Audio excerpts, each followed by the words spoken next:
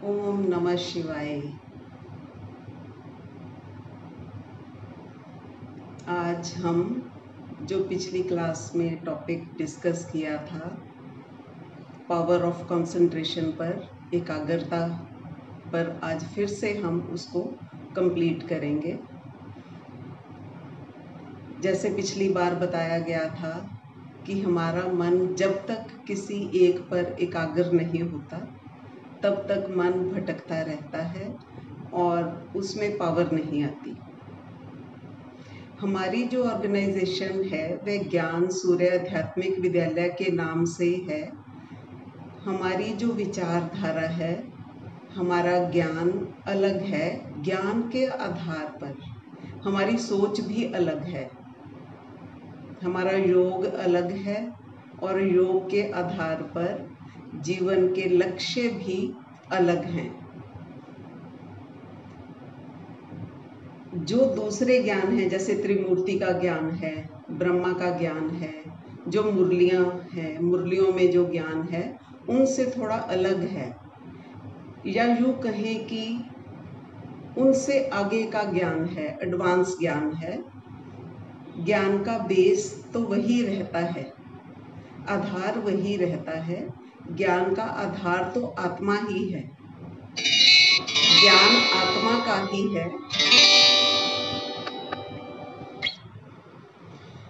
आप सबने सुना होगा कि हमारे अंदर असीम शक्तियां हैं।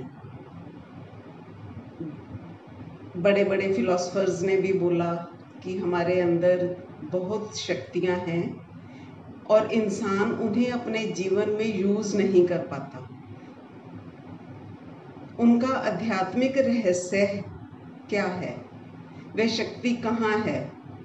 आत्मा के अंदर है और उसे बाहर निकालना होता है। उन्हें यूज करना है, उन्हें खर्च करना है। आपके खजाने भरे पड़े हैं, बाबा भी आपका ध्यान दिलाता है कि आपके खजाने भरे पड़े हैं, उनको यूज करो। हर इंसान में जितनी पावर्स हैं, जो शक्तियां हैं, उसका पूरे जीवन में हम सिर्फ 2-3% ही यूज करते हैं और 97% पावर हम लाइफ में यूज ही नहीं करते।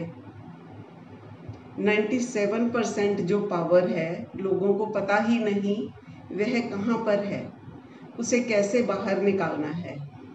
हम उन पावर्स को जगा देते हैं और जगाकर बाहर निकालते हैं और उन शक्तियों को फिर सिर्फ यूज करते हैं। जब आप पूर्ण रूप से आत्म स्मृति में आ जाते हो, आपकी शक्तियां जागृत हो जाती हैं, तब परमात्मा की जरूरत पड़ती है। तब हमें परमात्मा का अनुभव होता है। इसलिए सभी ने कहा, खुदा को जानने से पहले खुद को जानो। फिर परमात्मा आपको अपनी शक्तियां भी देंगे और परमात्मा स्वयं भी आपके पास आ जाएंगे। आपको साथ मिलेगा परमात्मा का। लेकिन वो शक्तियां किसी बड़े काम के लिए होती हैं, यूज करते हैं उन शक्तियों को जो परमात्मा से हमें मिलती हैं। लेकिन उससे पहले हमने आत्मा की शक्तियों को जागृत करना होता है। परमात्म शक्तियां परमार्थ के लिए होती हैं। तो पहले तो अपनी शक्तियों को जागृत करेंगे और मन को पवित्र करेंगे।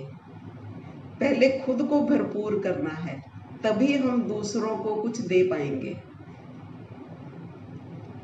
एकाग्रता के लिए जिसमें मुख्य बात आती है पवित्रता की, प्योरिटी की, मन एकाग्र ना होने के मेन 2 कारण हैं जो महादेव जी ने बताए। एक है ईगो और दूसरा है इम्प्योरिटी। ज्ञान सूर्य आध्यात्मिक विद्यालय में जिस प्योरिटी की बात करते हैं वह अलग है। पवित्रता की परिभाषा हमारी अलग है। जिस मन में अहंकार है वह मन अपवित्र है। हमारे हिसाब से जिसकी सोच में अहंकार है या जिस ज्ञान के आधार पर अहंकार और ऊंच नीच का भेद आता है, वह अपवित्रता है। वह ज्ञान भी पवित्र नहीं है और उस ज्ञान के आधार पर सोच भी पवित्र नहीं होती। सबसे पहले हम मन को पवित्र करते हैं। जैसे हम सर्वश्रेष्ठ हैं, हम बोलते हैं हम ब्राह्मण कुल के हैं, और दूसरों को हम मान लेते हैं कि वो अज्ञानी हैं, उनको तो ज्ञान नहीं है, उनको हम नीच कुल के मान लेते हैं सिर्फ ज्ञान के आधार पर। सर्वश्रेष्ठ होने का आधार गुण होने चाहिए, ज्ञान नहीं।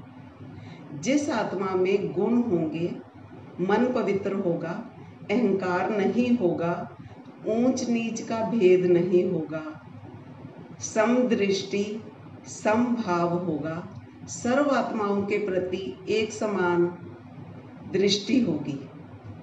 हमारे हिसाब से वही आत्मा महान है। सोच में बहुत गड़बड़ हुई पड़ी है। ज्ञान के आधार पर हमारी सोच की सफाई होने की जरूरत है। संसार की सभी आत्माएं, सभी सृष्टि की आत्माएं हैं, वो सब मेरे जैसी ही हैं, एक जैसी ही हैं, एक ही पिता की संतान हैं, भाई भाई हैं। जब हम किसी से मिले, हमें याद ना रहे कि यह बीके है, पीबीके है, या किसी और संस्था से है, या किसी और धर्म से है। यही याद रहे कि आत्मा आत्मा, भाई भाई हैं। तो ब्रदरहुड की भावना जगानी है। सबकी अपनी अपनी सोच है, अपनी अपनी इच्छाएं हैं, तो इससे हमें फर्क नहीं पड़ना चाहिए। कोई कहीं भी जाए, हमने सबको फ्री छोड़ना है और सबको निर्बंधन करना है। खुद भी निर्बंधन रहना है और दूसरों को भी स्वतंत्रता देनी है।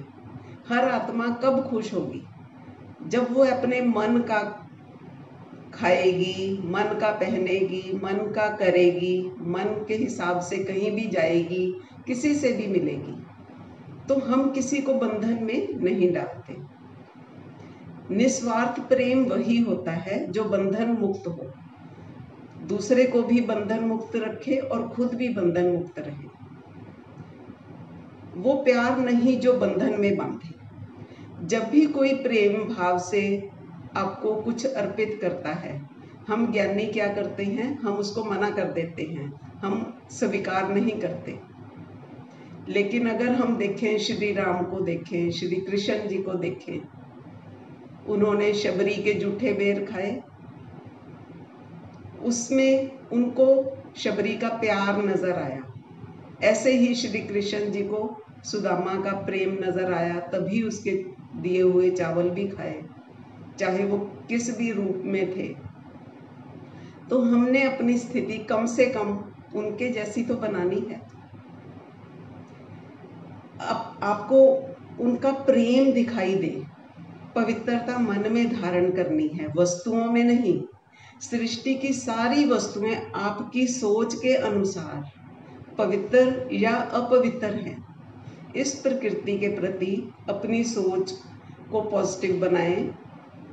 आत्माओं का प्रेम भाव देखना है, प्रकृति की वस्तुओं को नहीं देखना। हम ऊंच नीच का भेद खत्म करते हैं, कुल का भेद खत्म करते हैं। कोई शूद्र नहीं, कोई ब्राह्मण नहीं, सभी आत्माएं हैं, चेतन शक्ति आत्माएं हैं। कोई भी आत्मा जो पवित्रता को धारण करे, स्वयं की शक्तियों को जागृत करेगी, दिव्य गुणों को धारण करेगी, हमारे लिए वह महान आत्मा है। जब सोच से अहंकार और भेदभाव निकल जाएगा तो मन पवित्र होगा और मन शांत होगा और हमारा चित्त निर्माण होगा। दूसरा, उसके अंदर समरस और समभाव की भावना होनी जरूरी है। सब आत्माओं के प्रति एक जैसा भाव रखें और सबके प्रति प्रेम का भाव प्रकट करें। दया का भाव, करुणा का भाव या रहम का भाव नहीं चाहिए आत्माओं को।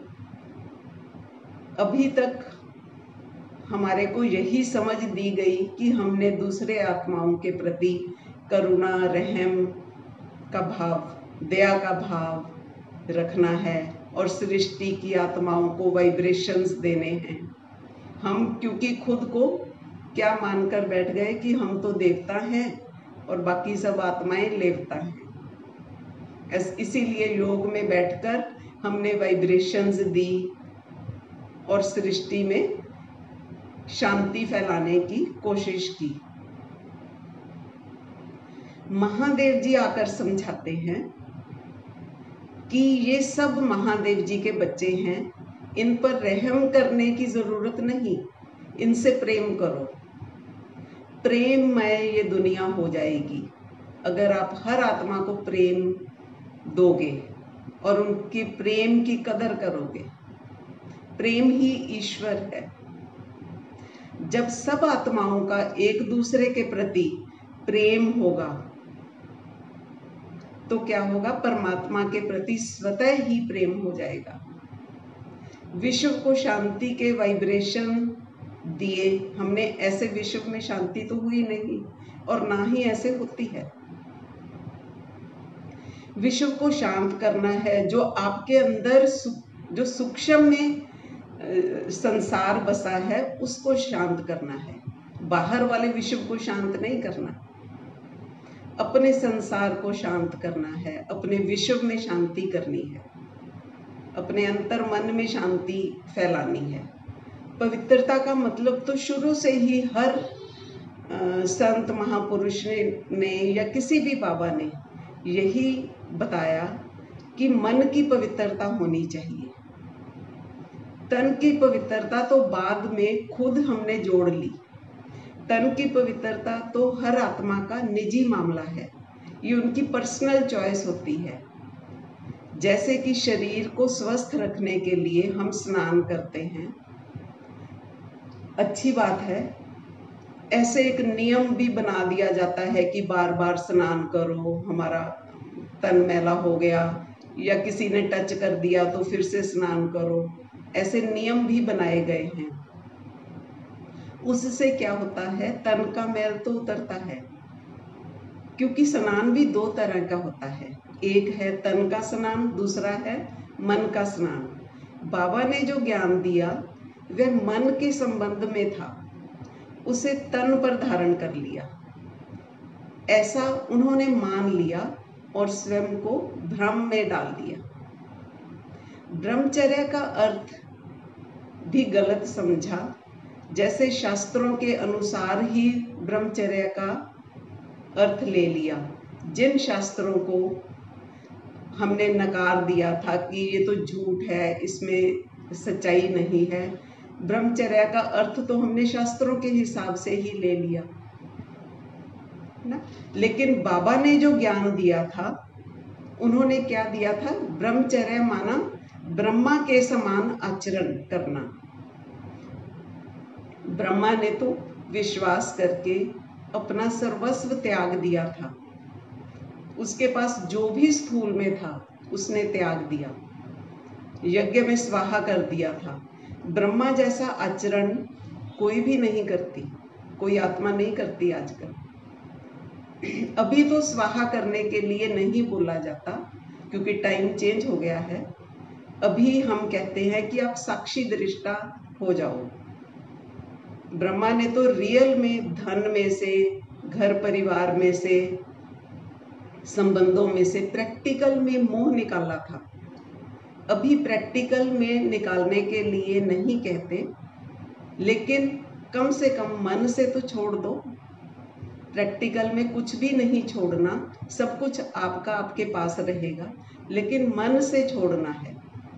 मन से छोड़ना माना मन पर इस सृष्टि की किसी भी व्यक्ति, वस्तु, स्थान या संबंध का आपके ऊपर प्रभाव ना आए। तभी हम कहेंगे कि आप ब्रह्मचारी हो।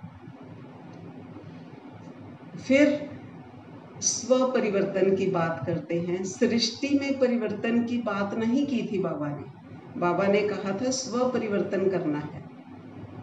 हमारा ध्यान ज्यादा किधर जाता है? सृष्टि में परिवर्तन हो जाएगा ना, अभी समय आ गया, परिवर्तन होने वाला है। तो महादेव जी ने बताया कि स्व परिवर्तन के लिए आप क्या करते हो? बैठकर किसी भी को भी, जिसको भी आप बाबा मानते हो, उसको याद करते हो। क्या याद करने से स्व परिवर्तन होगा? क्या किसी के आशीर्वाद से स्व परिवर्तन होगा? याद आपको हेल्प कर सकती है, ज्ञान आपको हेल्प कर सकता है स्व परिवर्तन करने में, लेकिन याद भी अगर करना है तो उसकी याद आपको हेल्प करेगी जो क्रिएटर है, जो संस्कारों का क्रिएटर है। क्योंकि जो हमारे ओरिजिनल संस्कार कैसे बने थे, जिनका हमने परिवर्तन करना है, उसका ज्ञान जिसको होगा वही उसका परिवर्तन भी कर पाएगा और उसकी याद ही भी आपको हेल्प करेगी, लेकिन करना आपको खुद ही है। क्योंकि हर फील्ड में हर बीमारी के लिए अलग अलग सर्जन होते हैं। तो आत्मा के सर्जन है महादेव जी, जिनको संस्कारों का कंप्लीट ज्ञान है, क्योंकि वो क्रिएटर हैं, हमारे इनेट सेल्फ के मूल संस्कारों के क्रिएटर हैं। और जब उनके ज्ञान से परिवर्तन होगा, वह परमानेंट परिवर्तन होगा। वो परिवर्तन तीनों लोकों में काम आता है। आत्माओं ने इस सृष्टि में रहते रहते अपनी सोच को मायावी बना लिया, बिल्कुल भ्रमित कर लिया हुआ है। भ्रमित सोच कौन सी होती है? जब कुछ मेहनत करने का मन ना करे, पुरुषार्थ करने का तो मन नहीं करता, क्योंकि हमें लगता है हमें तो डायरेक्ट भगवान मिल गए, भगवान हमारा साथी है, तो अंत में अपने आप सब कुछ हो जाएगा और परमात्मा की कृपा से अंत में सब कुछ हो जाना है। अगर हमारे मन में अपने प्रति ऐसा अहंकार है कि मैं सर्वश्रेष्ठ आत्मा हूँ, सिर्फ ज्ञान के आधार पर मान लिया कि मैं ऊंच कुल की आत्मा हूँ, अगर बिना गुणों के आप स्वयं को महान मानते हैं, अशांति तो आप देखते हैं कि सब आत्माओं में नजर आती है। ईर्ष्या, राग, द्वेष, मन भी अशांत है, तो फिर तो सभी आत्माएं एक जैसी हो गई। ज्ञानियों में भी है, मन अशांत भी होता है ना? सब आत्माएं एक जैसी ही हैं। सबसे पहले इस सत्य को स्वीकार करना है कि हम एक जैसे हैं। मेरा भी मन विचलित होता है, हलचल में आता है। मेरे मन में भी दुख और सुख का अनुभव होता है। मेरे मन में भी परेशानी होती है, दुख लगता है, डर भी है। आपने कहीं पर कितना भी चाहे ज्ञान लिया, सुना, चारों वेदों का ज्ञान चाहे आपने पढ़ लिया, बाबा की मुरलियां भी आपने पूरी रट ली, और भी सब बाबाओं का ज्ञान सुन लिया, लेकिन हमारे लिए उसका कोई महत्व नहीं रखता। क्योंकि बोला भी जाता है, पोथी पढ़ पढ़ जग मुआ, पंडित भयानक होए, 2.5 अक्षर प्रेम का पढ़े सो पंडित हुए। अगर उतना ज्ञान लेकर भी हमारे व्यवहार में, दिनचर्या में मन शांत नहीं हुआ और हमारे अंदर ऊंच नीच का भेदभाव भी है, हमारे अंदर आत्माओं के प्रति नफरत भी है, तो वो सारा ज्ञान व्यर्थ है। हमारी अपवित्रता का कारण हमारा अपना ज्ञान ही है, जो हमने कई जगह से इकट्ठा किया। अगर हमारे मन में बहुतों का ज्ञान चलता है, मन भटका हुआ है, बिखरा हुआ है, तो मन व्यभिचारी है, तभी तो इधर उधर भटकता है। वह मन जो इधर उधर भटकता है, उसमें पावर नहीं होती, उसमें अहंकार होता है और अपवित्रता होती है। अहंकार किस बात का होता है? कि मुझे सबका ज्ञान पता है। यह तो सत्य है कि आपको सब कुछ पता है, सब मालूम हो गया, लेकिन थोड़ा हमने अपने अंतर मन को भी चेक करना है। दिनचर्या में देखें कि क्या मेरा मन शांत रहता है। सुबह उठने के बाद जब आंख खुलते ही तब से लेकर रात सोने तक पूरे दिन में चाहे कुछ भी घट जाए, बढ़ जाए, कोई भी परिस्थिति आए आपके सामने, कैसे भी सीन आ जाए, तो क्या आपका मन साक्षी दृष्टा होकर रहता है? सोल कॉन्शियस होकर सब कुछ आप देख पाते हैं? क्या आपका मन शांत और खुश रहता है? मन स्टेबल रहता है? ये चेक करना है। रूटीन में, कर्म व्यवहार में चेक करना है। योग में तो सबका मन शांत रहता है, जब ज्ञान सुनाते हैं तो सबका मन शांत और खुश रहता है। लेकिन व्यवहार में देखेंगे, अगर मन शांत रहता है, खुश रहता है और पवित्र है मन, पवित्रता की परिभाषा जो महादेव जी ने बताई उसके मुताबिक आपका मन भी पवित्र है, तो हम कहेंगे कि आत्मा की आरंभिक शक्तियां जागृत हो गई हैं। जो आत्मा की पहली 3 शक्तियां हैं वो जागृत हो गई हैं। अगर आपके अंदर गुण हैं और वो उन गुणों से आप खुद ही प्रभावित होते हो, दूसरे लोग प्रभावित नहीं होते, तो इसको क्या कहेंगे? ये अभिमान है। गुण होते हैं तो दूसरों को प्रभावित करते हैं। जो भी गुणी लोग हुए, गुणवान हुए, वे मुख से नहीं बोलते थे कि मैं सर्वश्रेष्ठ हूँ, मैं ब्राह्मण कुल के हैं हम, या हम उच्च कुल की आत्माएं हैं, हम तो नंबर 1, नंबर 2 या अष्टरत्नों में हैं, हम तो 108 में हैं। कभी उन्होंने ऐसा नहीं बोला। उनका व्यवहार ही दूसरों को स्वीकार करवा देता है कि यह महान है ना? जब उनके नैनों में प्रेम दिखता है, व्यवहार में अपनापन दिखता है, तो उनका अंतर्मन स्वतः ही स्वीकार कर लेता है कि ये महान आत्माएं हैं। और जो आत्माएं बोलती हैं कि हम सर्वश्रेष्ठ हैं, उच्च कुल के हैं, है ना, सृष्टि की नंबर 1 आत्माएं हैं, है ना, हम तो बीज रूप आत्माएं हैं, तो यह ईगो है और इम्प्योरिटी है, जिन्हें बोलने की जरूरत पड़ती है। वह मन व्यभिचारी मन है और अपवित्र मन है जो भटकता है। जब तक मन एकाग्र नहीं होता, है ना, एक चित्त, एक निष्ठ नहीं होता, वह पवित्र नहीं होता। जो मन एक का होता है, एक को स्वीकार करता है, वो मन पवित्र होता है। जैसे अर्जुन ने मछली की आंख में जब निशाना लगाया था, तो कब वह निशाना लगा पाया था? जब उसका मन एकाग्र था। उस सभा में जो बाकी राजा थे वो उस मछली की आंख को भेद नहीं पाए थे। क्यों? क्योंकि उनका मन बिखरा हुआ था। जब तक मन एकाग्र नहीं होता किसी एक पर, तब तक निशाना नहीं लग सकता। सबका ज्ञान सुनने के बाद हम मना नहीं करते, आप सबका ज्ञान सुन सकते हैं, लेकिन आपने जो ज्ञान सुना उसके बाद मनन चिंतन करके हमें ये तो देखना चाहिए ना कि मेरा अंतर्मन किस ज्ञान को स्वीकार करता है। क्योंकि जरूरी नहीं पवित्रता की परिभाषा जो हम बता रहे हैं वो सबको पसंद आए। जिन आत्माओं में ईगो का लेवल बहुत ज्यादा होता है कि हम तो बहुत बड़े ज्ञानी हैं, उन्हें पवित्रता की ये परिभाषा अच्छी नहीं लगेगी कि तुम अपने अंतर्मन को या चित्त को निर्माण कर दो, दूसरी आत्माओं के साथ समरस समभाव रखो, क्योंकि वो सबको एक समान नहीं मान सकते, वो तो स्वयं को सर्वश्रेष्ठ मानते हैं।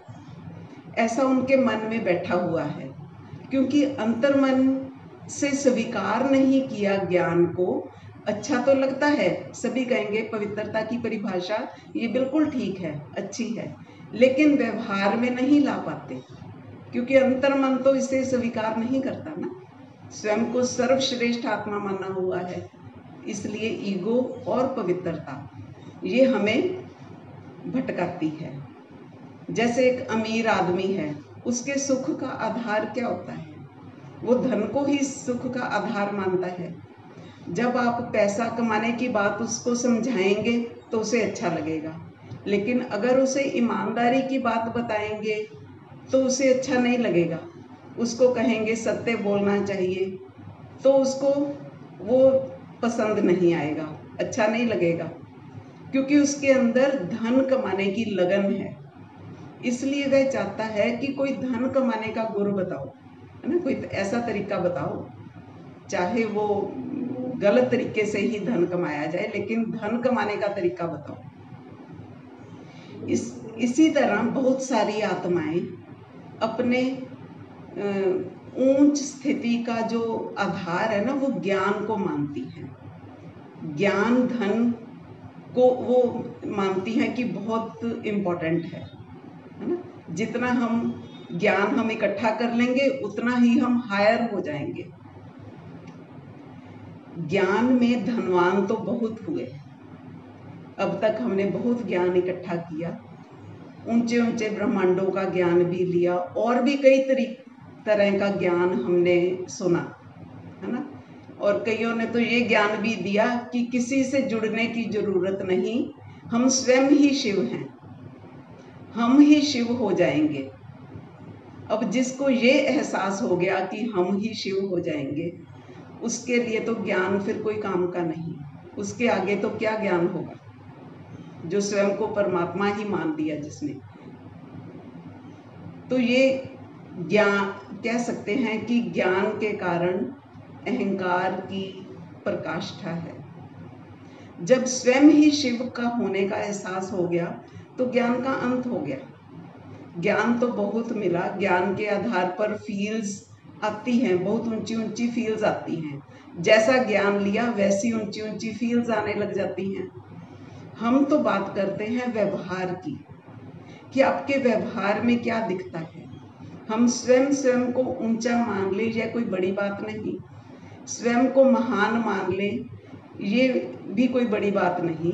बात तो तब है जब संसार आपको महान माने, आपके संगी साथी, आपके साथ रहने वाले आपको महान माने, उनके मुख से बार बार निकले कि आप तो बहुत शांत रहते हो, आप में तो बहुत पेशेंस है। तो ये हमने चेक करना है। शिव होने की बात जो करते हैं, शिव परमात्मा तो एक ही है, लेकिन शिव ज्ञान क्या था? शिव समान हम बन सकते हैं, गुणवान भी बन सकते हैं, दिव्य आत्मा भी बन सकते हैं, महान आत्मा भी बन सकते हैं। जैसे आप एक बच्चे को कह सकते हैं कि वो बच्चा डॉक्टर भी बन सकता है, प्राइम मिनिस्टर भी बन सकता है, प्रेसिडेंट भी हो सकता है ना। लेकिन अगर वह बच्चा पढ़ाई ना करे, MBBS ना करे, मेहनत ना करे, और यह सोच के बैठ जाए कि मैं तो इस दुनिया का सबसे बड़ा सर्जन हूँ, और ये ख्वाब ले कि मेरा बहुत बड़ा अस्पताल है, वहाँ पर लाइनें लगी हुई हैं, बहुत सारे पेशेंट्स आ रहे हैं, ऐसे इतनी सारी नर्सेज हैं, मशीनरी लगी हुई है, क्या ऐसा सोचने से डॉक्टर हो जाएगा? पढ़ाई पर ध्यान देना जरूरी है ना। अगर पढ़ाई पर ध्यान देगा तो ये सब अस्पताल और पेशेंट तो अपने आप ही आ जाएंगे। तो यही उसका बहुत बड़ा भ्रम होगा, जो ऐसे मान के बैठ जाते हैं। थ्योरी और प्रैक्टिकल में बहुत फर्क होता है, जमीन आसमान का फर्क होता है। क्या सिर्फ सोचने मात्र से हम देवता बन जाएंगे? तो इसकी शुरुआत कैसे होगी? पवित्रता से। पवित्रता ही बेस है ना, नींव है।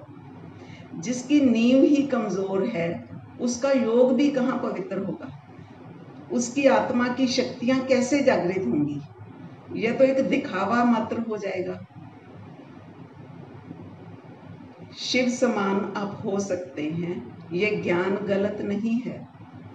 देवी देवता हो सकते हैं, आप सृष्टि की श्रेष्ठ आत्मा हो सकते हैं, लेकिन वैसा होने के लिए पुरुषार्थ भी तो करना है।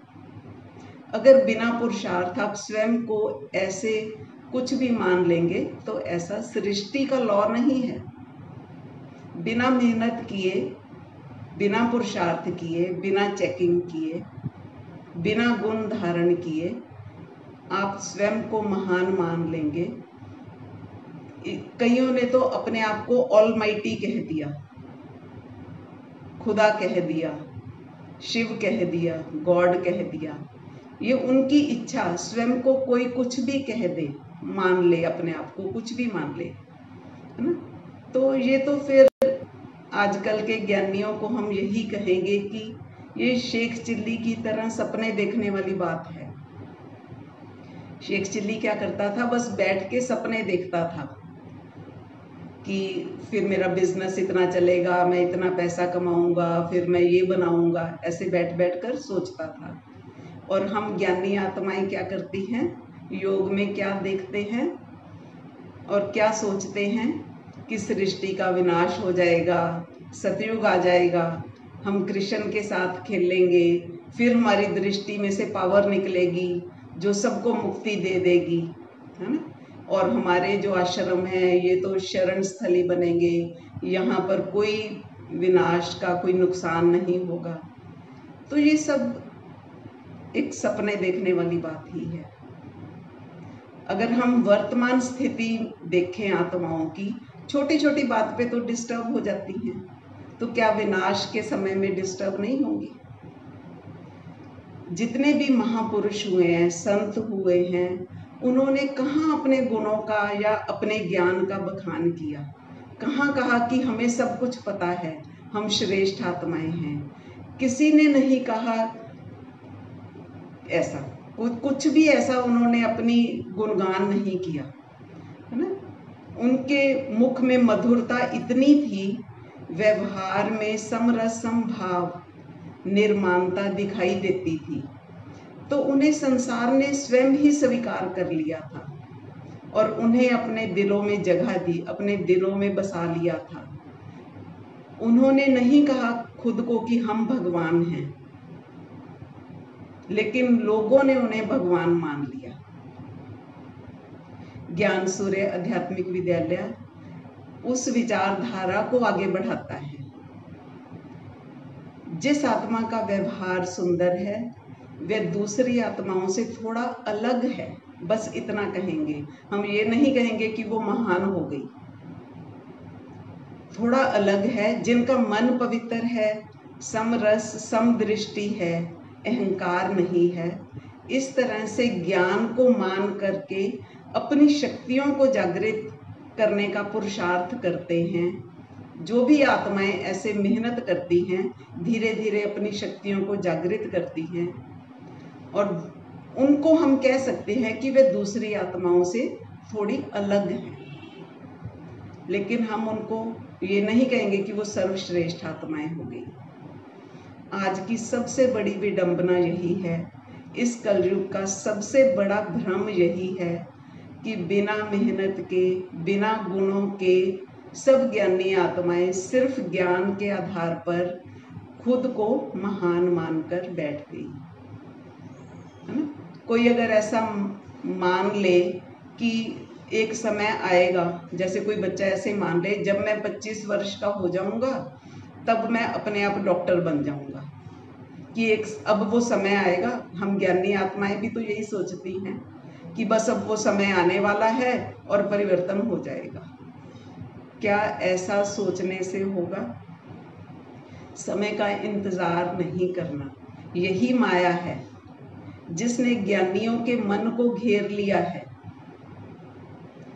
और उस माया ने विश्वास दिला दिया कि तुम ही सर्वश्रेष्ठ आत्माएं हो और तुम ही शिव हो।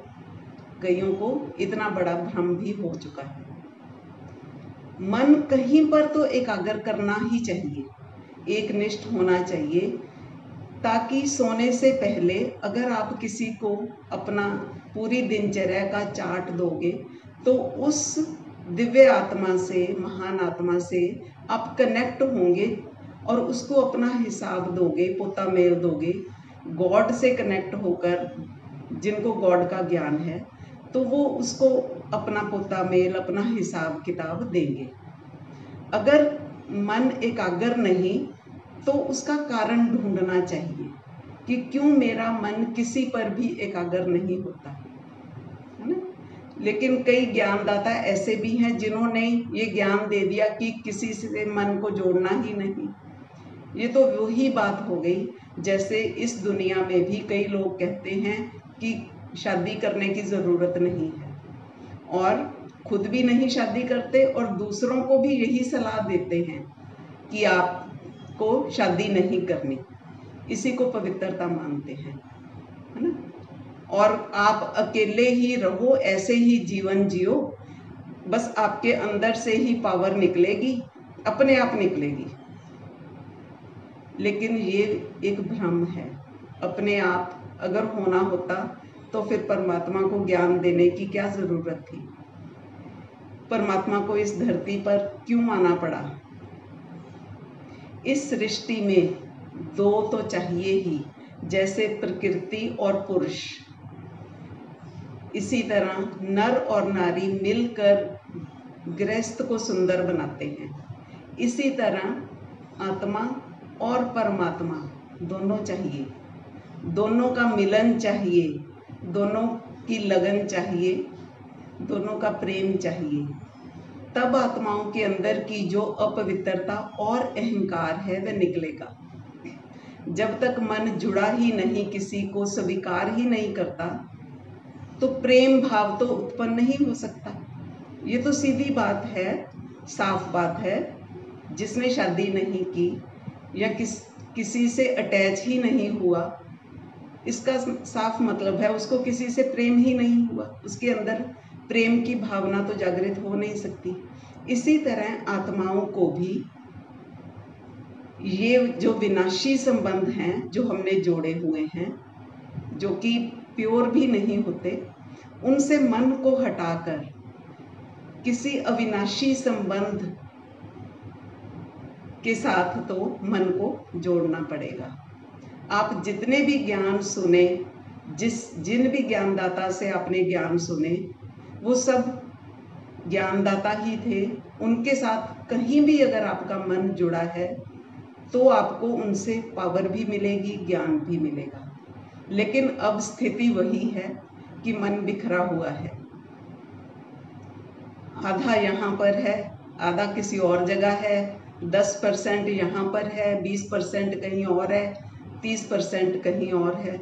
और यहाँ तक भी कहते हैं कि हम तो सबका सुनते हैं। इसका मतलब क्या हुआ कि मन व्यभिचारी है। जिस व्यक्ति का मन व्यभिचारी होता है, वह जब जहाँ जिसके पास होता है उसे वहीं अच्छा लगता है, लेकिन उसमें पावर नहीं होती। अगर आपका मन ज्ञानदाता पर नहीं बैठता तो कोई बात नहीं, आप जो उनसे जो ज्ञान मिला, आप उस ज्ञान पर मन को टिकाओ। ज्ञान जो आपको अच्छा लगता है, उस ज्ञान पर ही मन को एकाग्र कर रहे हैं, इससे भी काम चल जाएगा। जब किसी से नया रिश्ता जोड़ते हैं, हम कहते हैं ना कि इन्हें कुछ टाइम स्पेंड करने के लिए कुछ टाइम दो। इसी तरह ज्ञान सुनते सुनते, है ना, तो कुछ थोड़ा थोड़ा स्वीकार होने लगता है। एक बार में एक गुण दिखाई देगा, फिर दूसरा गुण दिखाई देता है, फिर कहते हैं 1 साल 6 महीना टाइम स्पेंड करो, ज्ञान भी सुनो, और फिर उसकी अच्छाई को तो स्वीकार करो। हर एक में कुछ तो अच्छाई भी होती है, और एंड में फिर डिसीजन आप ले पाएंगे। ये ज्ञान देना तो बहुत आसान है कि ईमानदार रहो। पवित्रता में हम बताते हैं ना, ईमानदार रहो, सच बोलो। ये तो सारी दुनिया ज्ञान दे देगी, कोई मुश्किल काम नहीं है। कब है मुश्किल? जब स्वयं ईमानदार रहना पड़े, जब स्वयं सत्य की राह पर चलना हो, तब राह मुश्किल है। मुझे सारे दिन में कर्मयोगी बनकर रहना होगा, आत्म स्मृति में रहकर कर्म करना होगा, तभी हम कहेंगे कि प्रैक्टिकल में आपने ज्ञान को धारण किया है। जैसे जैसे आप आगे वाले ज्ञान को स्वीकार करेंगे, पीछे वाला ज्ञान का असर अपने आप खत्म होने लगेगा। हम किसी को छोड़ने के लिए कहीं पर भी नहीं कहते, लेकिन जो ज्ञान स्वीकार होता है उस पर मन को टिकाएं और उसको धारण करें, क्योंकि सबको तरक्की करने का अधिकार है, सबको ज्ञान में आगे बढ़ने का अधिकार है।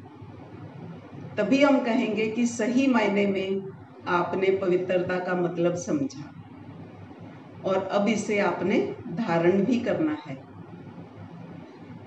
अंत में हम यही कहेंगे कि पुराना जो भी ज्ञान आपने सुना, अगर आपका मन उलझ गया है, डाउट आता है, वो सारे संशय, वो सारे जो आपकी ज्ञान की परेशानियां हैं, जो सूत मूंझा हुआ है, वो सारे संशय, वो सारे मन के जो आपके अंदर नेगेटिव फीलिंग्स हैं, उसको महादेव पर चढ़ा दो, क्योंकि महादेव ही एक ऐसा देव है जो कभी नाराज नहीं होते।